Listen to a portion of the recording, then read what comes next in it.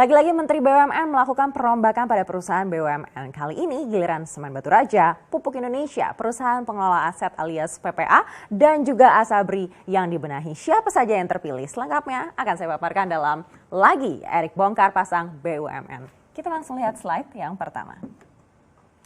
Ya, penetapan Komisaris dan Direksi Semen Batu Raja atau SMBR ini dilakukan pada Rabu 5 Agustus kemarin dalam Rapat Umum Pemegang Saham Tahunan atau RUPST. Selain mengubah susunan pengurus perseroan, juga dibahas terkait dividen payout ratio yang disepakati sebesar 20,48% di tahun ini atau senilai 6,16 miliar rupiah. Di 2019 penjualan Semen Batu Raja relatif stabil meskipun permintaan semen nasional turun sepanjang tahun. Artinya merupakan PR baru ini bagi jajaran baru ini untuk bisa meningkatkan penjualan di tengah pandemi yang belum jelas ini. Kita akan cek siapa saja yang menjabat. Di posisi komisaris utama ini ada Franky Sibarani menggantikan Haryanto. Sebelumnya menjabat sebagai Kepala Badan Koordinasi Penanaman Modal alias BKPM mulai November 2014 hingga 2016. Franky juga pernah menjabat sebagai Ketua Apindo dan saat ini masih menjabat sebagai Sekjen Pusat Informasi Produk Industri Makanan dan Minuman. Di posisi komisaris ada nama Oke Nurwan yang masih lanjut. Oke sebelumnya menjabat Kepala Badan Litbang Kementerian Perdagangan.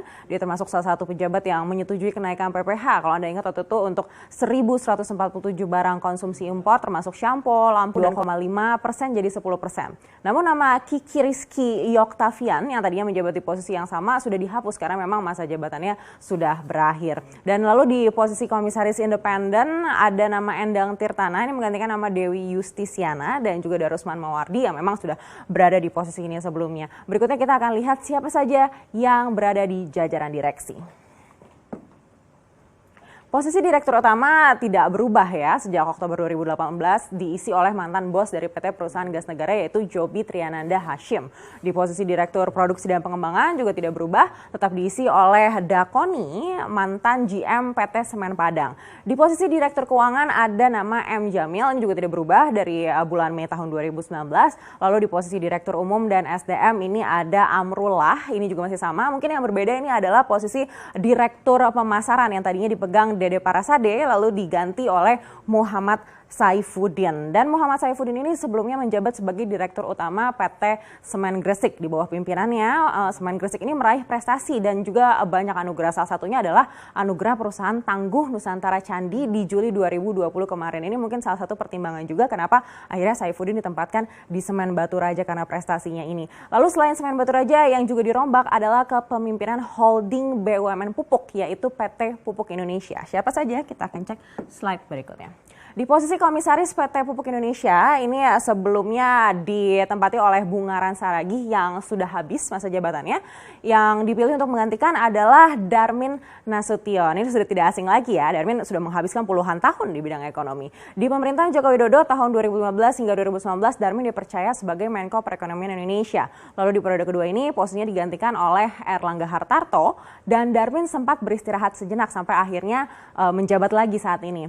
Selain Komisaris Utama, Darmin juga menjabat sebagai Komisaris Independen bersama dengan Mustoha Iskandar dan juga Anhar Adel. Mustoha ini nama baru di jajaran komisaris, namun kalau Anhar Adel memang sudah menjabat sebelumnya. Nah, selain pergantian Komisaris Utama, komisaris lainnya juga diganti. Nama barunya ada Bambang Widianto, ada Suwandi, ada Febrionatan Kasyaribu. Ini juga menjabat sebagai Kepala Badan Kebijakan Fiskal atau BKF Kementerian Keuangan dan juga Ari Dwi Payana yang pernah menjabat sebagai Koordinator Staf Khusus Presiden. Sedangkan Anwar Sanusi ini adalah nama lama yang memang sebelumnya juga sudah menjabat. Lalu siapa saja di posisi direksi? Kita akan cek slide berikutnya.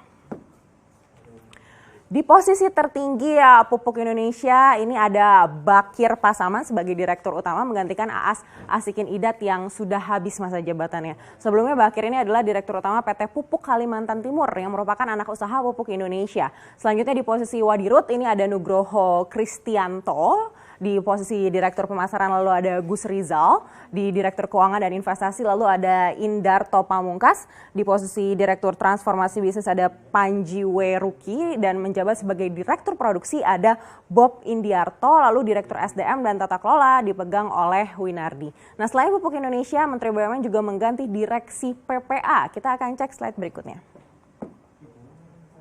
Jadi pergantian direksi di PPA ini tidak hanya orangnya tapi juga strukturnya diubah begitu ya. Tadinya ada jabatan Direktur Investasi, Direktur Keuangan dan Dukungan Kerja, juga Direktur Konsultasi Bisnis dan Aset Manajemen.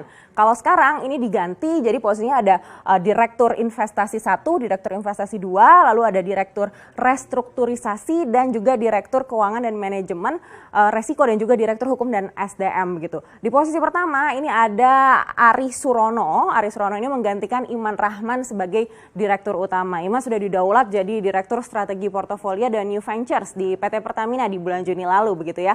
Lalu Direktur Investasi 1 dan 2 ini Andri Setiawan dan Yadi Jeruhan. Sedangkan di posisi Direktur Restrukturisasi ada Rizwan Rizal Abidin. Dan di posisi Direktur Keuangan dan Manajemen ini ada Muhammad Teguh Wirahadi Kusuma. Sisanya yang dulu sudah diberhentikan. Dan berikutnya ada satu yang penuh skandal. Kita akan cek siapa sih di slide berikutnya. Nah ini dia yang kemarin sempat berskandal juga begitu yaitu PT Asabri. Akhirnya Erick Thohir mengganti komisaris utama Didit Herdiawan dan akhirnya diserahkan pada Fahri Jemi Francis. Nah menariknya Francis ini latar belakangnya berbeda dari yang lain. Dia adalah anggota Dewan. Dia pernah menjadi anggota DPR periode 2009 hingga 2014 di Partai Gerakan Indonesia Raya atau Gerindra, mewakili Dapil Nusa Tenggara Timur II. Kemudian terpilih lagi jadi Ketua Komisi 5 begitu. Apakah Fahri Jemi Francis ini bisa membuktikan kalau kepemimpinannya bisa berdampak positif pada Asabri?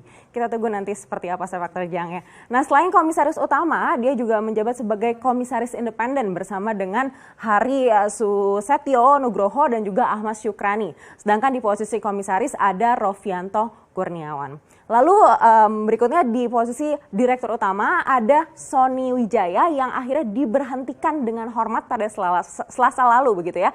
Jadi total Sony bekerja di Asabri 4 tahun 4 bulan. Lalu posisi Sony digantikan oleh R. Wahyu Suparyono. Ini Wahyu sebelumnya menjabat sebagai Direktur Utama di PT Dok dan Perkapalan Koja Bahari atau DKB sejak tahun 2017. Sebelumnya dia menjabat sebagai Direktur SDM dan Umum Perum Bulog begitu ya. Sebelumnya dia juga pernah menjabat sebagai Dirut Perusahaan Perdagangan Indonesia atau PPI. Nah di bawah Wahyu ada Eko Setiawan selaku Direktur SDM dan Hukum. Dan juga Direktur Keuangan dipegang oleh Helmi Imam Satriono, sedangkan Direktur Investasi oleh Jeffrey Haryadi Pemanulang. Lalu apakah susunan ini dapat membenahi kisruh yang sebelumnya melanda Asabri? Kita tunggu nanti seperti apa ya. Demikian juga dengan perusahaan-perusahaan lainnya mulai dari Semen Batu Raja, Pupuk Indonesia, dan PPA kita harapkan bisa terus berkembang dan melesat dengan perombakan yang baru ini.